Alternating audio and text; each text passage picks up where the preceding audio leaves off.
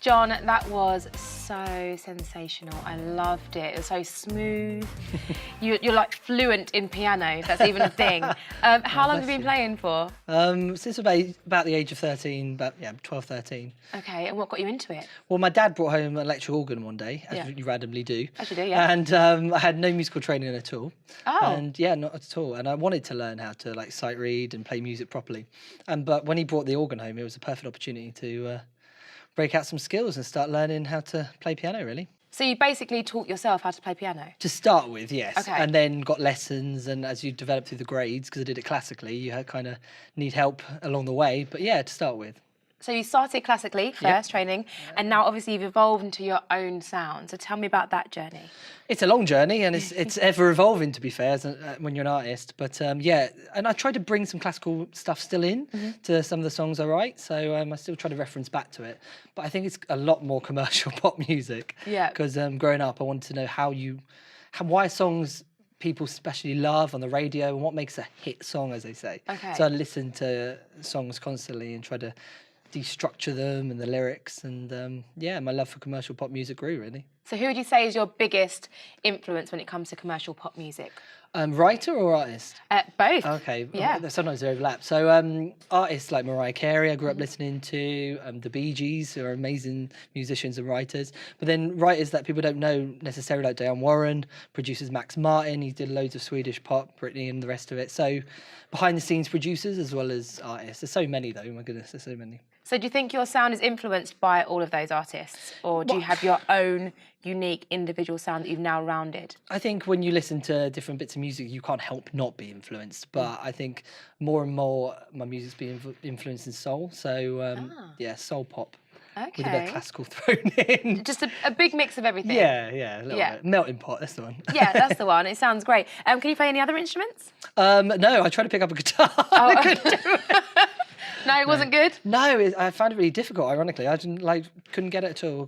Had lessons and everything, but couldn't do it. Tried the double bass. Yeah. Nope, couldn't Not do for that. you? No, so just literally piano and keys and vocals, really. Which is, I mean, a lot more than I can do. That's for sure. That is for sure. So vocals, lyrics, do you write all of those yourself? I do indeed. When I'm on the piano, I write the music and lyrics, and then usually go into the studio and work with a producer, and we nail the production down and take it from there, really. So what normally comes first, the lyrics or the song, or does it work both ways for you? It depends, and it's with different songs of mine. It's different ways have come, really. So sometimes it's just a melody, sometimes it's like a lyrical hook, like a track I did called Trendsetter.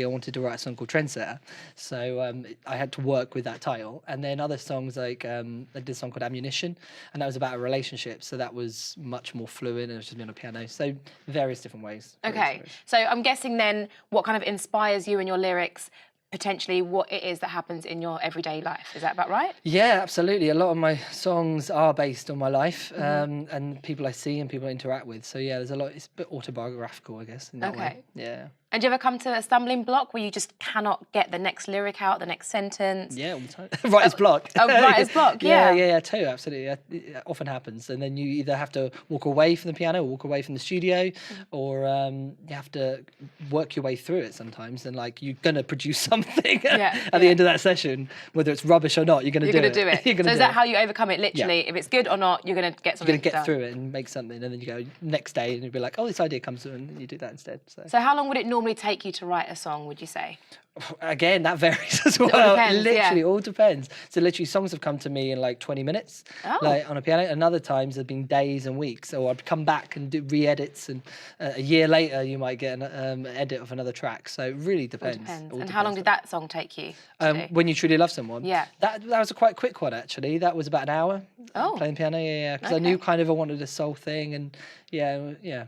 So. Oh, and it was spot on a minute. Oh, bless you. Did you actually time yourself? No, I didn't know. I wanted to edit it because it's quite a long song. So I was like, what can I do? And I was like, I'll go from here and edit this bit out, and hopefully that will work. So and it worked. It worked very well. I'm lucky. What would you say has been your career highlight to date, do you think? Oh, there's been a few. I've been very blessed, actually. I guess performing London Pride, main stage, was amazing. Wow, yeah. Yeah, that year I came out as bisexual, and so to have the love from the LGBT community there, which was amazing, to be fair. So that was kind of cool.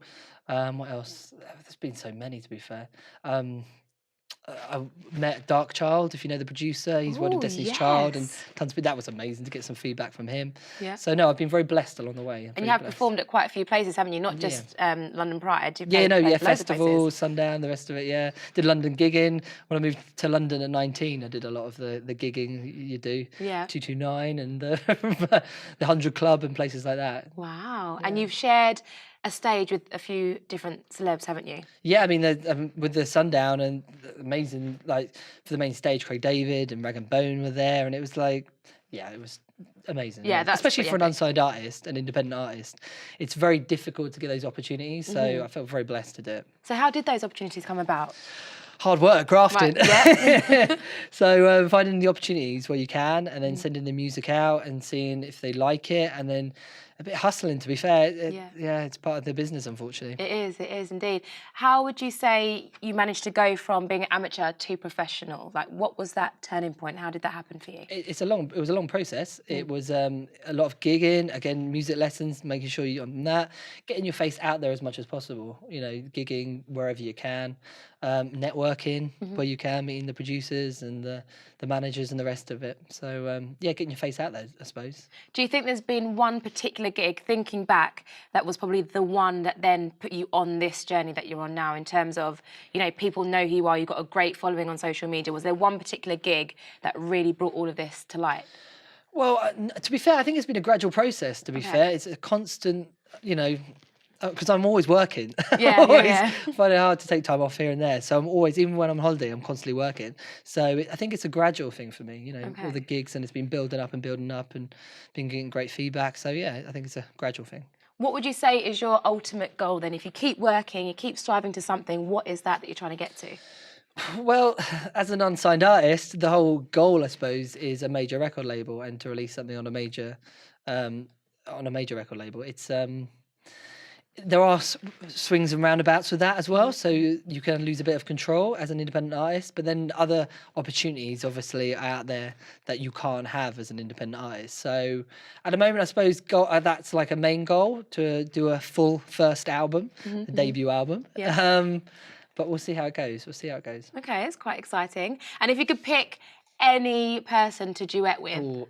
who would you pick? Who would that Oh my person goodness. be? Well, I'd have to say this because I'm a huge fan of her, and I've been a fan of her musicality as well as her voice. Mariah Carey, she's insane. That's a good one. Her talent's off the roof. And you had a Christmas album out, didn't you? So imagine doing a Christmas song. Yeah, with Christmas Mariah. EP. Oh my goodness, it'd be over Christmas. That would be so good. Yeah. I mean, I'm looking forward to Christmas already now. Yeah, the next one. Yeah, the next one would be good. I mean, how did the Christmas album come about? Clearly, obviously, everyone loves Christmas. We all love Christmas. We love a Christmas song. They're always on repeat. But how did the idea come about for making a Christmas album? I think my dad actually said, "Are you going to put a Christmas song out anytime soon?" And I'm like, "No, of course, I know. Actually, I should do really. Actually, why not? So, why not actually?" And so went into the studio with a producer I work with, Oscar Labrute. He's fantastic. And we came up with these 6 tracks on the Christmas EP, Christmas Round the Piano, and A Simple Christmas came up, and we did a music video with it and released it, and yeah. Just kept going. Felt all very Christmassy, but we did that in June. People don't realise you have to get ready for Christmas early. So you're already in the Christmas spirit from June? You have to be in the studio this hot summer's day recording Oh Holy Night. Yeah. Just sweating. It's Brilliant. It's a bit crazy, but yeah, no, it's cool. And you enjoyed it? No, it's fantastic. Who doesn't love Christmas, right? I know, we all love Christmas, Christmas.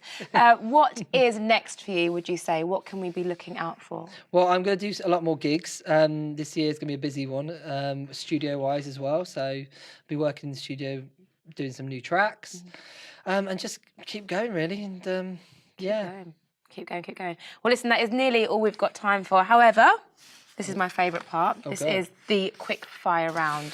Dun, dun, dun, dun. Are you ready? No, not really. Okay, tough. Right, popcorn, sweet or salted? Sweet. Spring or autumn? Spring. Intimate gig or arena tour? Intimate gig. Summer or winter? Summer. Whitney or Mariah? Oh, I can't. Come on. Oh, that's insane. Mariah. Ooh, Pizza Express or Nando's? Nando's. Favourite male artist? Luther Vandross. Oh, nice. Favourite female artist? Oh, Whitney. Oh. Whitney Houston. We got both of them in.